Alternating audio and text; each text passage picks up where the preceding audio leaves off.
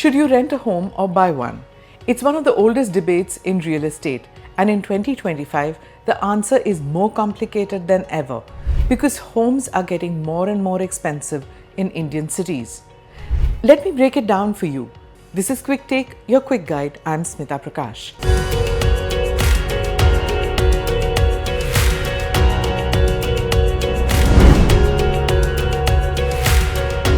Let's look at numbers. In Mumbai, you have to pay rent for almost 478 months to afford a home. That's almost 40 years. In Hyderabad, it's 472 months. In Coimbatore, nearly 498 months. In NCR, 449 months. Clearly, location makes all the difference. But what do these numbers really tell us?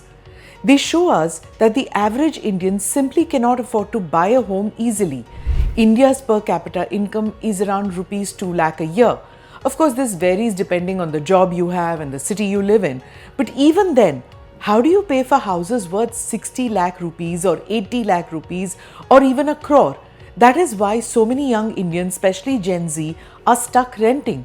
It's not that they don't want to buy, it's that affordability is a huge barrier. Now let's talk about sentiment.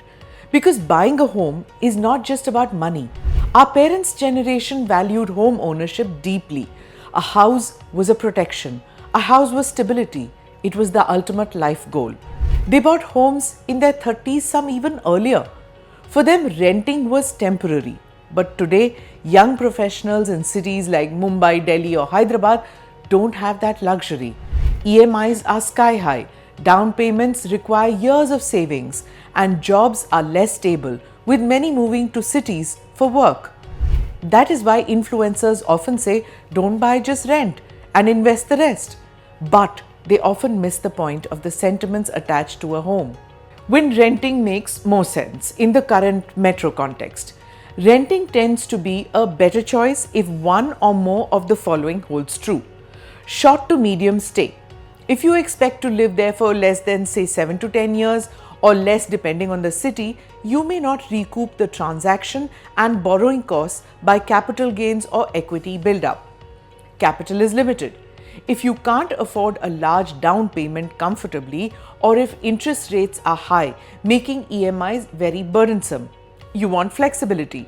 Your job might relocate you or you want flexibility to shift neighborhoods, which renting allows because it's more fluid.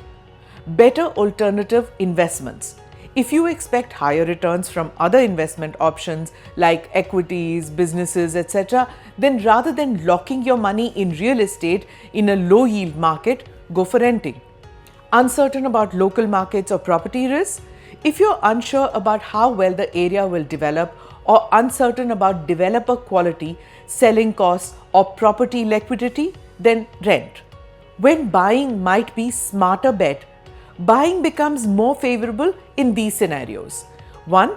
If you intend to stay long, the longer your holding period, the better the chances of appreciation.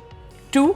You find a location with strong appreciation potential, like in metro suburbs or upcoming corridors where infrastructure is comparatively good, like say metros and highways nearby. You can afford down payment and EMI comfortably without stretching your finances too much. Or you want asset ownership, stability, freedom to modify. Owning gives psychological security, ability to customize, and avoidance of rent increases or landlord constraints. 5. You can capture tax advantages. As an owner, you can avail of deductions on interest and principal to the extent permitted by law, which improves effective costs. 6. Better price to rent ratio. If the price to annual rent ratio is more favorable, that is, buying doesn't feel extremely expensive rather than renting. More than just numbers.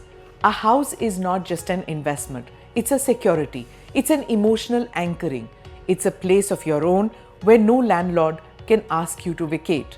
Yet, renting gives freedom and flexibility. You can change homes with ease. But every rent check is money gone forever.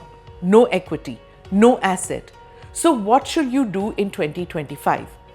The final choice. If you're in your 20s, mobile and still building your career, renting makes more sense. But if you are settled, earning steadily, and ready for stability, buying may be a better choice. The truth is, there is no one size fits all. The numbers show affordability, but the heart decides what a home means to you. In the end, it comes down to freedom versus security, mobility versus roots, and only you can decide which matters more.